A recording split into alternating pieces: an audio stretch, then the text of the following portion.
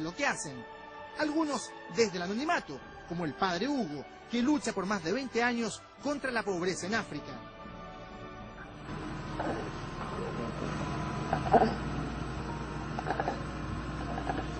Últimamente ya está en la última etapa. Como te decía, los niños nunca tienen que morir solos.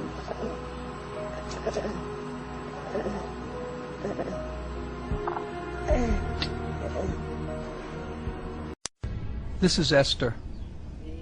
At first, I thought she was a boy.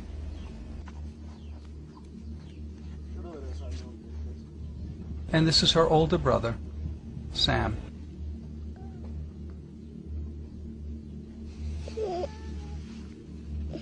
Their behinds were shriveled and laced with deep lines left by their shrinking body mass. Their legs were tiny bones covered in dried-out skin. It was clear to me that starvation had pushed these helpless kids to the verge of death. This little boy is 7 years old. Look at the size. Look at my camera. 7 years old.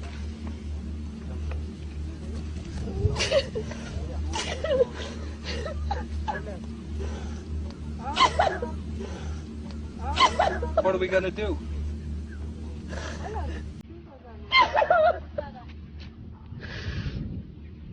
Severe malnutrition leads to death. It stunts growth and forces the body to turn on itself for food. Sam is under 3 feet tall and weighs under 20 pounds. Both Sam and Esther were also afflicted with polio. Neither of them could walk. We could not imagine why they were abandoned, left starving, lying hopelessly in the dirt.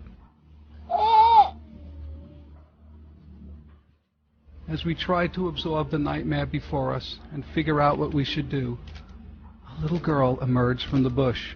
This little girl is the sister of those 2 little boys, and she was actually cooking for them at one point. Can you imagine? It was Sam and Esther's older sister, Jane, a very small 8-year-old. She had walked miles to fetch water in order to bathe her brother and sister. We and our cameras attracted a crowd. The sight of the kids paralyzed the crowd. They could only... Severe malnutrition leads to death. It stunts growth and forces the body to turn on itself for food. Sam is under 3 feet tall and weighs under 20 pounds. Both Sam and Esther were also afflicted with polio. Neither of them could walk. We could not imagine why they were abandoned, left starving, lying hopelessly in the dirt.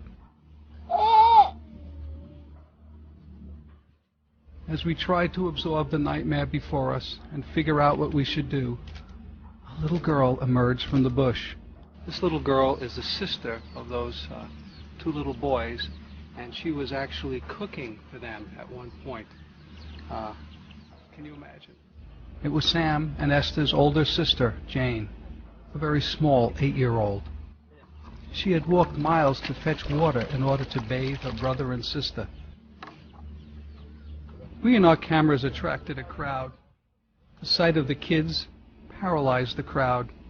They could only stand in horror and watch.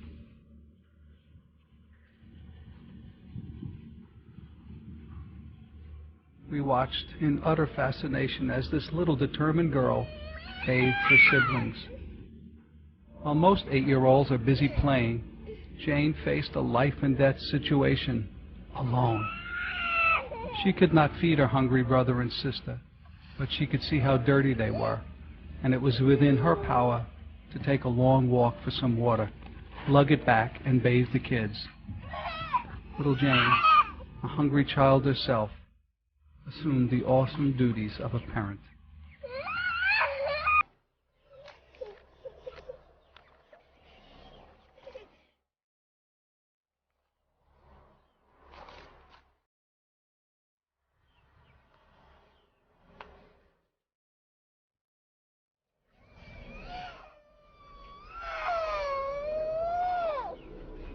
To have a little girl this size and age, all by herself to walk God knows how far to get this water to go out and bathe those kids is beyond anything I could ever imagine. And she's like a little hero, a little heroine. Amazing fortitude and strength inside the people here, even at this young age, to know what to do and how to do it. It's pretty astounding. After the little girl bathed the kids, Lori handed her a number of little packages of peanut butter crackers. We had them with us just because we never know when we're going to eat again. But what was amazing to me is the little girl opened the package, and you know she's hungry, but the first thing she did was gave it to the kids, and I was really actually quite surprised how they just devoured those cookies. I wasn't sure, what they could do or couldn't do. And then after she had given them each a cracker, she took one for herself. It's like the gospel right there, putting others first. Well, I think that this is the challenge, is instilling hope, and that some of these kids are dying for lack of hope because people have given up on them.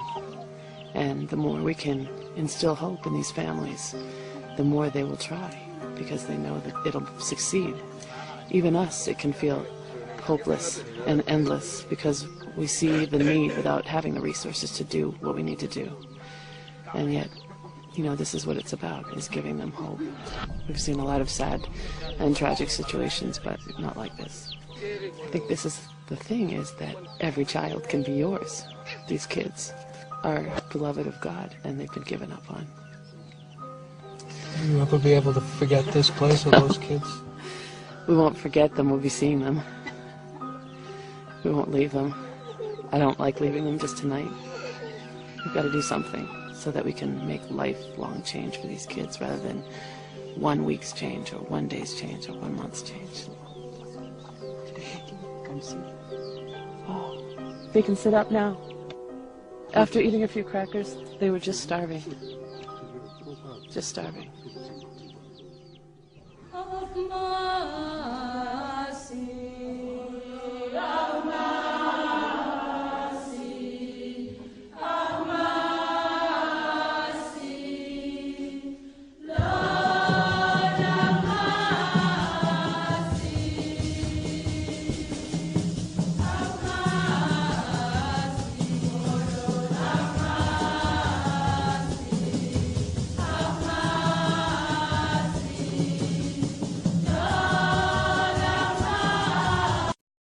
Fuerte, ¿no?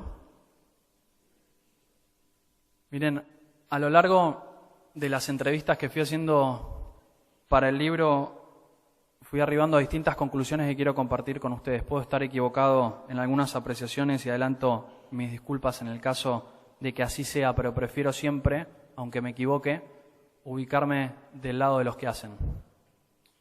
La pobreza no puede ser vista jamás como el resultado de un problema específico. Es siempre, por el contrario, consecuencia de un cúmulo de procesos complejos relacionados a falencias éticas, económicas, sociales y políticas que arrastra a una sociedad a través de su historia.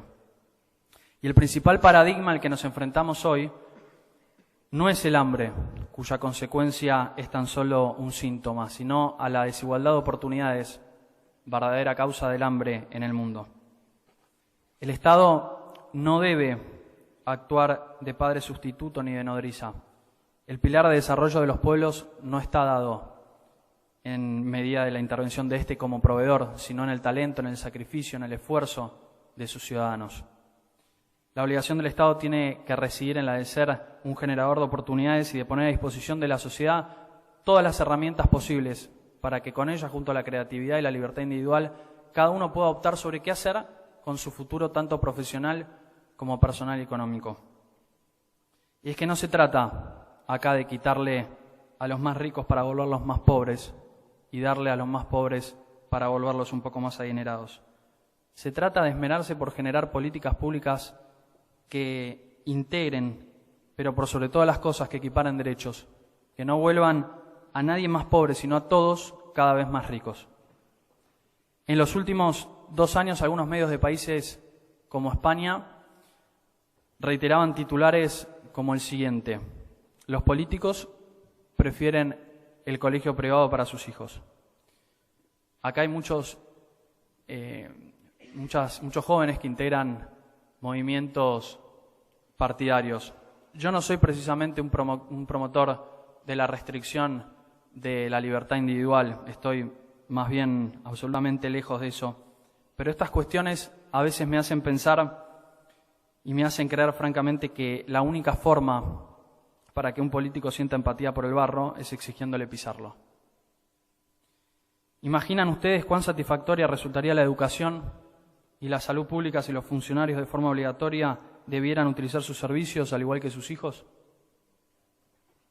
Seguramente entonces el calendario escolar sería cumplimentado a la perfección, tampoco faltarían escuelas ni estarían carentes de infraestructura, los maestros recibirían un salario digno, en los hospitales no faltarían insumos ni camas, ni enfermeros, ni tampoco tardarían en atenderte. La educación pública tiene que estar perfilada en base a las necesidades de los sectores en desventaja. Como tal, y en vistas a cumplir con sus objetivos niveladores, tiene que ser exigente y de calidad verificable. Porque un individuo educado tiene en sus manos la única clave que abre la puerta del progreso y que es la de la libertad de poder elegir. Sistemas tan simples como estos han hecho que personas como Jusey o Favaloro puedan triunfar y ser ampliamente reconocidos. Los subsidios al hambre, por lo general, y esto lo marca mucho también Abel Albino, no resuelven el problema, solo lo postergan, es decir, que son parches que mitigan, pero no enmiendan. Un gobierno que solo ofrece soluciones cortoplacistas y paternalistas posiblemente incentive a los más humildes un estado de dependencia que los termine convirtiendo en rehenes de su dádiva. La salida de la pobreza es realmente digna cuando se hace por medio del trabajo. Ningún subsidio perpetuo le puede otorgar a una persona ni dignidad ni sentimiento de utilidad. Y es que la carencia se transforma en problema no cuando es transitoria, sino cuando pasa a ser un estilo insuperable de vida, cuando en vez de electiva se convierte en herencia impuesta. Vuelvo sobre un dilema constante, el mismo que me persiguió durante cada reflexión, cada pregunta y afirmación en el transcurso del derecho a no ser pobres. ¿Cómo puede alguien morir de hambre en un mundo con capacidad de producir alimentos para el doble de su población? ¿Cómo alguien puede pasar por eso que ustedes acaban de ver? Evidentemente hay tantas respuestas como niños mueren de hambre en el año y eso preocupa. Cuentan que en una ocasión un hombre hablaba con Dios y le reclamaba: Señor, si tú eres el creador de todas estas cosas maravillosas del mundo, ¿por qué permites tantas injusticias, tanta hambre, tantas guerras? ¿Por qué no envías a alguien que pueda servir de referente para salir de esta situación y para hacer de este un mundo mejor? Y entonces Dios le contestó: sí, hijo, he tenido en cuenta lo que me dices, por eso te envié a ti.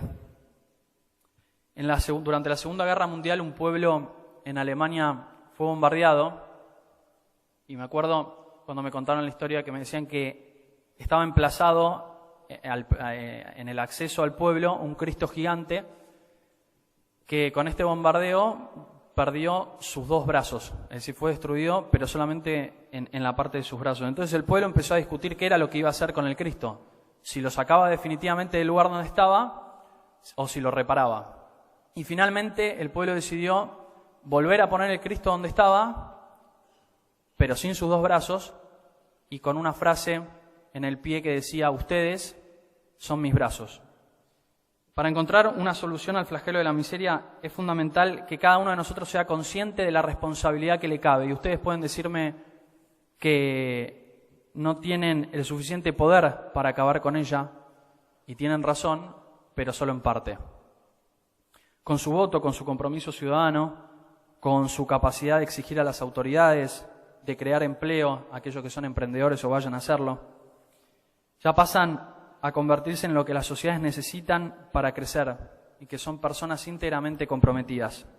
Aquellos a quienes no solo les satisface la construcción material de su entorno, sino más aún la de aquellos que los rodea.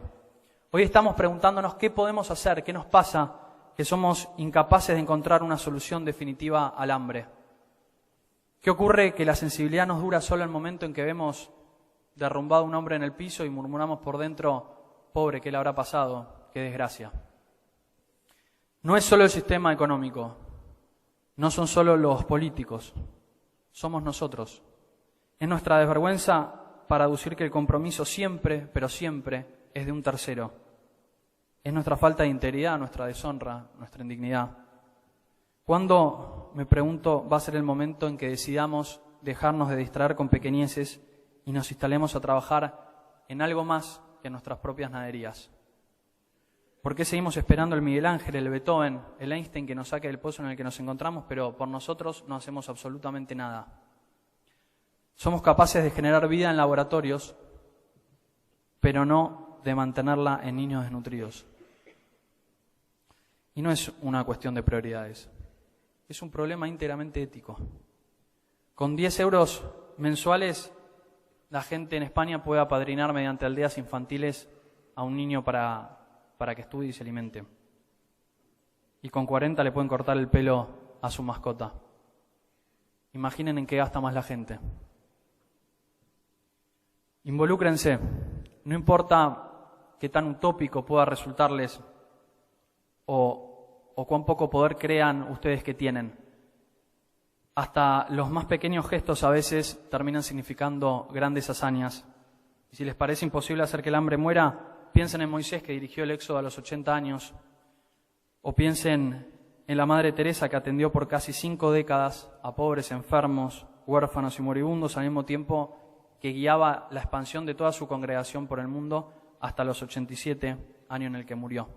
Piensen en el sacerdote Hugo Ríos, que acaban de ver, o también en Abel Albino. Recuerden la historia que les conté de Abel, quien no fue feliz aún teniendo todo lo materialmente deseado hasta que decidió empezar a ayudar a niños huérfanos. No hace falta viajar hasta el África Negra para encontrar una solución a esto y que ustedes se sientan parte de la salida. Miren a su alrededor, que seguramente van a encontrar a alguien que precise de su mano. Imaginen si cada uno de nosotros tomara real conciencia de lo que sucede en el mismo mundo en que conviven grandes políticos y grandes palacios con indigentes robando una limosna en sus puertas. ¿Qué ocurriría si los gobiernos supieran que es este un asunto que nos preocupa mucho más que las vacaciones de verano? Y nadie puede ser completamente feliz viviendo entre el sufrimiento, y menos aún cuando pueden percibir, consciente o inconscientemente, que ustedes no son parte del problema, pero sí que podrían ser parte de la solución, aunque posiblemente no sepan cómo. Nadie puede ser completamente feliz viviendo en un mundo con estas características. Recuerden por favor nuevamente el video que les hice ver hace un rato y piensen que cada 5 segundos, 1, 2, 3, 4, 5, un niño habrá muerto de hambre en el mundo. Al año son más de 6 millones, es decir, un holocausto por hambre al año.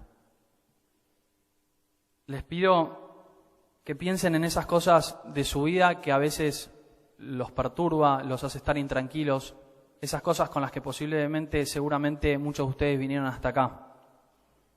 Vuelvan a angustiarse, piensen en esos problemas y una vez que sientan cómo se abstraen de esta situación, recuerden nuevamente al niño agonizando en brazos del padre Hugo Ríos y su frase al besarlo: los niños nunca pueden morir solos.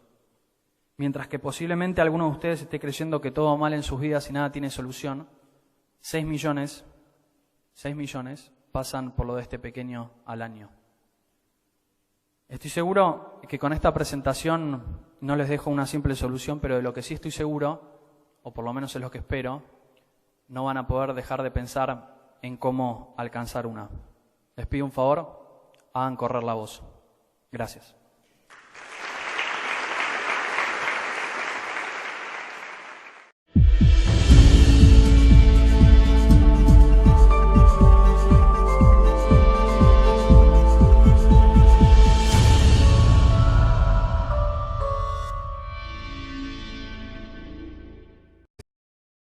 Así Así que quiero pedir un fuerte aplauso para este joven que crece, pero está igual, y comprometido con la causa. El señor presidente de la Fundación Internacional de Jóvenes Líderes. Fuerte el aplauso para recibir a Leandro Biotto Romano.